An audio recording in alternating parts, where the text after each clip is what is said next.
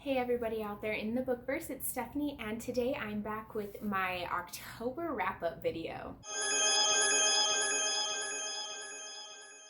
I actually read quite a few books this month. I'm pretty excited about it. I didn't feel like I had read this many until I went back and counted, so this was a really good reading month for me. I actually read 10 books and then part of another one because I DNF'd it. But that is a really good month for me. I know a lot of people are like, oh, I read 20 books this month. It was kind of slow. That's not me. I am a slow reader. So if I hit double digits, that's doing great. So for this video, I'm gonna go in the order of my least highest rating to my highest rated books. So I'll go start with the book I DNF'd and then go to my 5 stars. And my ratings, I tend to be a little more stingy on my ratings. I don't give a ton of 5 stars because I like those to be books that I am going to be recommending to everyone, that I love, they really stood out to me a lot. I give a lot of 3s and quite a few 4s as well, but yeah, we are going to jump right into the list because I have quite a few to get through. And I'm going to start with a book that I DNF'd. I actually bought this book because of a video that Emma posted on her channel. It sounded like it had an amazing premise. This is a book about a group of kind of elite kids that go to this elite boarding school. They end up being joined by 6 clones of 6 of the members of that school. And one of the clones is actually a clone of the main character's best friend who has recently committed suicide. It's supposed to be a kind of a creepy thriller book, and that is The Similars. I actually did not realize how young adult it was. It was a lot more juvenile than I was expecting. It was very, very young feeling. Like this probably was a book that I would have enjoyed more when I was in middle school than now, and I just couldn't get into it. It wasn't exciting enough for me. The premise sounds awesome, and I was expecting it to be really creepy and just something that I didn't want to read in the dark, but I did want to read in the dark because it was scary, and it wasn't that at all. I wasn't scared. I wasn't really creeped out. I wasn't really even that curious what was up with all 6 of those clones and what they were doing at the school, because obviously all 6 of them aren't going to just kind of appear and then go to the same school as all of their clones. That's really weird. And also really weird that the president of the school let them in. Like, I don't know. There's a lot of things that I didn't enjoy about this book, so I ended up DNFing it. I think I got about 100 or so pages in. We'll see. Maybe someday I'm in the mood and I'll pick it up again, but yeah. The next book I didn't really give a rating to because I have found that it's a little bit difficult for me to rate short story collections, and that is The Tales of Beetle the Bard. I liked it. I really enjoyed it a lot. I thought it was a cute little read. If you don't know, this is a collection of short stories that would have potentially been read to young witches and wizards in the Harry Potter world or universe. This is written by J.K. Rowling, and I really liked it. I thought it was cute. A lot of the stories were very adorable. They taught really good messages, and I thought it was a fun, quick read, and I would definitely recommend it to anyone who liked Harry Potter. Just a little extra something to add on to it. The next book I gave 3 stars, but kind of a low 3 stars, and that is The Siren by Kiera Cass. She is the author of the Selection series, and this book was pretty much exactly what I was expecting going in. It is about a girl who is a siren and falls in love with a mortal man and the issues that go along with that. I was expecting kind of an easy read, a romance, and that's what it is. It's a cute story. I actually really enjoyed my time reading it, and I flew through it because I like the story and I like the characters. It's not super deep. It's just kind of a nice, easy, cute read, and I did enjoy it, but it is still probably like a low 3 stars for me because it wasn't anything wow. It didn't have a wow factor for me. The next book I read that I gave 3 stars to was Fangirl by Rainbow Rowell. This book is about a girl who writes fan fiction kind of about a fake Harry Potter series. Almost, it's called the Simon Snow series, which they have come out with Simon Snow books. I believe Rainbow Rowell wrote, yes, I know, I don't believe, I know. They're First one was called Carry On. Second one is called Wayward Son. And so this girl in the book, her name is Kath. She's a twin. She's going off to college. She's a freshman, and she's just trying to deal with her anxiety and deal with navigating college as a freshman while trying to continue writing this fan fiction. It doesn't really make her any money and doesn't really do anything for her, so people aren't necessarily as supportive of it as maybe they could be, but she loves it and it's her entire life, and she's really struggling with trying to balance college and that life. I really liked this book. I went through it fairly quickly as well. I thought that the main character, Kath, is just cute. She was adorable to watch her kind of struggle with the relationship that was kind of forming between her and the main love interest.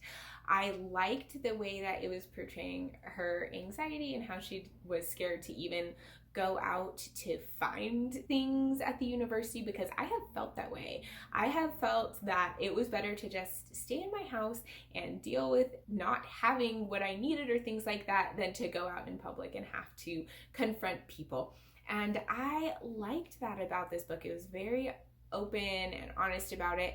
I wasn't a huge fan of the ending of it. I thought it was okay, but it wasn't my favorite. It was good, it just wasn't amazing. And also I felt like it was a little long. It kind of dragged on for me. The plot got a little bit stale in the middle, and I wasn't as invested in it as I was at the beginning and towards the end. But overall, it was a really good book. I would recommend it to anyone who loves YA contemporaries. Rainbow Rowell obviously is amazing at YA contemporaries. She's very known for that. And yeah, this was a really, really fun book for me to read. Another book that I gave 3 stars to that I very recently finished is Stalking Jack the Ripper by Kerri Maniscalco. I know that this is probably going to get not so much love from people because there are so many people who absolutely adore this series, and I can see why. This book is about a girl who is wanting to become a medical examiner. She's learning about studying cadavers from her uncle, who is already a medical examiner, and it's in London in 1888 when the Jack the Ripper murders begin, and she is trying to work with her uncle and her uncle's student Thomas, who is a pretty attractive guy, to try to figure out these murders and figure out what's going on. It also kind of looks at the social situation at that time where women were not encouraged to take part in those types of sciences, and it was considered unladylike, and people really looked down on her for trying to be involved in that, and they were trying to stop her. It is a really fun series. The main character is sassy and she's smart and she's fun. And the main love interest is this smoldering, tall, intelligent, a little bit socially awkward, so it gives you those like Sherlock vibes, which I love. I love Sherlock. And I love them together. I think it's one of the best matches that I've seen in a book in a long time. I think they are adorable. It's so cute.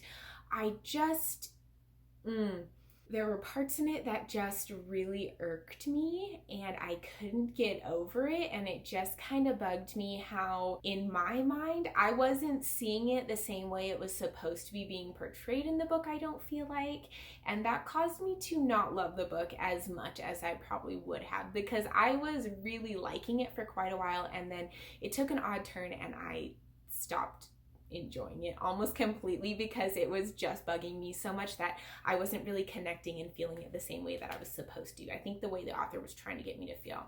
I am still going to be continuing on with the series. The next one, I believe, is Hunting Prince Dracula. It's the one about Dracula, whatever the title is. And I'm going to definitely be continuing on because I think that she will probably improve as she continues writing, of course, and also the parts in it that I took issue with will hopefully not be an issue in the next one. I highly doubt it. I don't see why they would. But this is the first one in the Stalking Jack the Ripper series. I gave it 3 stars. I liked it a lot, and I got through it pretty quickly as well. So if you're looking for a quick read, a little bit of mystery thriller going on with some historical fiction, I definitely would say pick this one up. Okay, we are now going to be jumping into my 4-star reads. 4 stars for me is a pretty high rating, I feel like. If I give a book a 4-star, it's one that I love. I am likely to reread and likely to recommend it very strongly to friends. My first one on my list is Eliza and Her Monsters by Francesca Zappia. I loved this book. I thought it was just so well done, so well written. I liked the characters in it. I really enjoyed the little romance going on between our main character, Eliza, and her love interest. And I think that it portrayed the mental health situation this fairly well. I can't speak from personal experience on everything that went on with the mental health situation in this, but from my perspective, I thought it was very well done. I liked the main character. I thought she just had a little bit of quirkiness and sass, and she was cute, and I think it really showed how teenagers going through these really emotional struggles can act. Sometimes you didn't really like how she was treating other people, and you didn't want her to treat them that way, and it almost made you not like her, but you couldn't not like her because you understood what was going on. And so I liked how that aspect was brought into this book. This book is about a girl who writes an online comic, and it is extremely famous. Then she ends up meeting a boy at school who is actually the main fan fiction writer for her comic. She knows who he is, but he doesn't know who she is. They become close, and this starts to become a little bit of an issue. I love it. This is a great contemporary. I say definitely pick it up. I flew through it. I enjoyed all of it. I didn't feel like there was a part in it that I just was uninterested and didn't want to keep reading. I wanted to read through the whole thing. So I highly recommend Eliza and Her Monsters. My next 4-star read, most people that I've seen have been giving this 5 stars, but I gave it 4 stars, and that is Serpent and Dove by Shelby Mahurin. This book is about a witch who ends up being forced to marry a witch hunter, and it's a lot about their relationship, the kind of obvious romance that buds between them, and also it's about her and her past and her trying to run from that and escape from that, and us trying to figure out what's going on and what in her past is she so scared of, and why is it such a big deal in this story. This takes place in the past, obviously in an imaginary fantasy world in the past. At that time, women were viewed as witches. All women were feared because they could potentially be witches, and if you were caught and condemned as a witch, they burned you at the stake. So women were definitely treated as the lower citizens. They were kind of property of men, especially once they were married to them. And this girl is a witch, and she's really trying to fight against that, and she doesn't believe in it, and she believes that she's just as good as a man and she deserves her freedom, and she stands up for herself.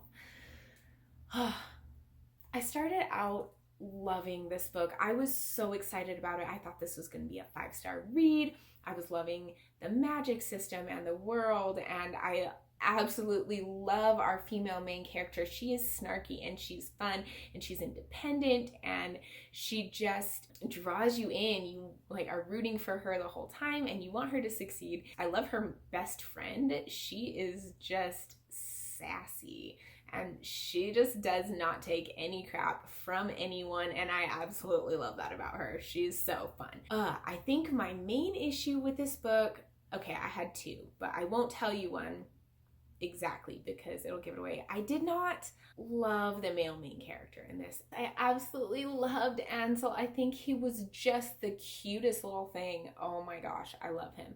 But I just couldn't get invested in the male lead character. I struggled a lot with how prejudiced he was, and didn't feel the romance between them. I didn't feel that connection. It was odd. It felt like she was falling in love with someone who absolutely hated everything about who she was as a human being, and I struggled with that. I don't think I could love someone who just didn't like who I fundamentally was.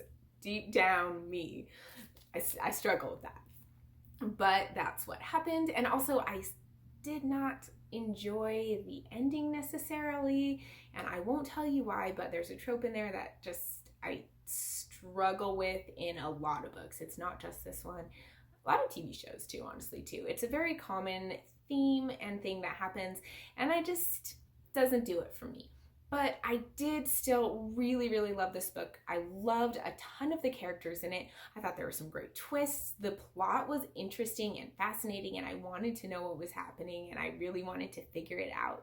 So I definitely highly, highly recommend this book. I know most people absolutely love it and have nothing bad to say about it. So if you're looking for a great YA fantasy with witches in it, definitely pick this up. My other 4-star read was my first thriller that I have, I think, ever read. I absolutely loved it. It was so much fun. I was really invested. I really, really, really wanted to know what was happening. And that is The Turn of the Key by Ruth Ware. I know everyone is reading this right now. You've probably seen it all over BookTube. Ooh, light reflecting off it makes my face look kind of funny. Okay, I really loved it. This was such a good book. I was on the edge of my seat. I was reading it in the middle of the night and it was dark and there was a big old window right next to me and I was actually scared, but I made it through. I made it through alive, obviously. And I highly recommend this book, especially if you like thrillers. This was so much fun. This is about a girl who goes to nanny for a family that has a smart house and everything is kind of controlled through this app. She learns that the other nannies have been leaving because they say that the house is haunted and they're scared. And she starts to experience some things kind of along those lines. She's hearing footsteps in the night. Things are happening in the house that are just creeping her out. She's really scared. And the children are not helping with this whole creepy, scared situation. Don't want to tell you more than that because I don't want to give anything away because that's the whole point of thrillers. You don't want to know things going in. But this book was awesome. I absolutely loved it. I want to continue with thrillers because I love this book so much. The next 2 books on the list I don't actually have. One of them I lent out to my friend because she wants to read it, and that is Shadowscale by Rachel Hartman. It was the sequel to Seraphina. I absolutely loved Seraphina. I thought it was great. I gave it 4 stars. I think Shadowscale I probably end up give 3 stars, so I should have moved it into my other category, but I didn't. Sorry. I did like it. I thought it was a great book. I thought it was interesting. The characters that it introduced were so fascinating. There were so many of them, though. There was quite a few characters that were introduced in this book that you had to kind of learn and focus and keep up with them, and once you got them, it was great, but it took a minute. I liked the social issues that were kind of addressed on the side. I thought that the twists were great. I enjoyed the plot. It was exciting, and I was really invested in the whole thing. I did struggle a little bit with the ending. I thought it was a little bit jumbled. It was hard to kind of wrap it together and have it be a nice ending the way that it was done. I don't want to give anything more away on that, but I just felt like the ending was not super satisfying for me, and so it made me not enjoy the book as much as I would have. It probably would have been a 4-star if the ending would have been better. The other book that I finished this month that is not, I don't have the physical copy of, is Illuminae by Amy Kaufman and Jay Kristoff. I listened to that one on audiobook and I really enjoyed it. I thought it was a great book. I did end up giving it 4 stars. It was amazingly done, just the way it was, the twists that came up and the different plot points, and it was just really fascinating. I liked the main characters. Both of our main characters were great. I had so much fun with them. I just wasn't quite as invested in it as I was expecting to be.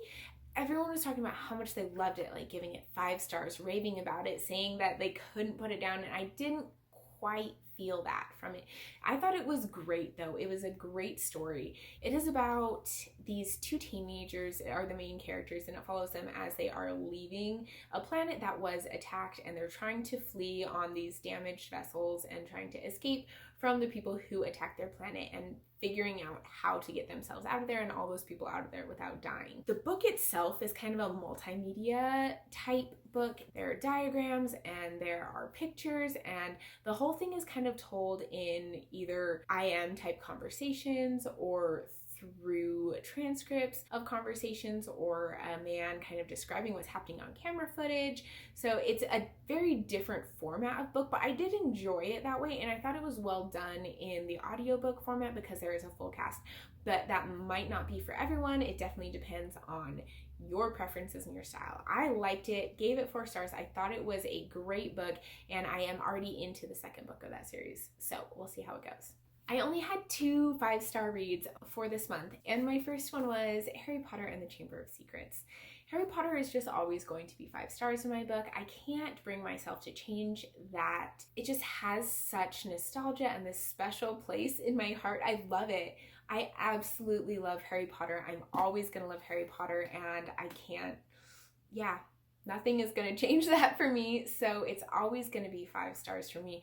I did listen to this on audiobook. I love Jim Dale. I think he does an amazing job narrating it. I do also have the physical version, so I am holding that up for you to see. But this is the second book in the Harry Potter series. If you didn't know, it follows a boy who goes to a magical school, and he has to fight a lot of bad things that come his way throughout the 7 books. I love this series. I've loved it since childhood, and someday I want to kind of do a video where I just chat about Harry Potter the whole time, but this can't be it because I'll go on forever. The last book that I completed, I also gave 5 stars, and that is Dark Matter by Blake Crouch. I loved this book. It was so much fun. I was so into it the entire time. I couldn't put it down.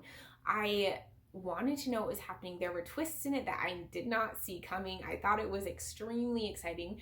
I thought I had gotten a spoiler from it from a video I watched of another booktuber, but she ended up being wrong with what she said, and I think that made it even more exciting for me because I was expecting that to come out in it, and it never did because it was wrong.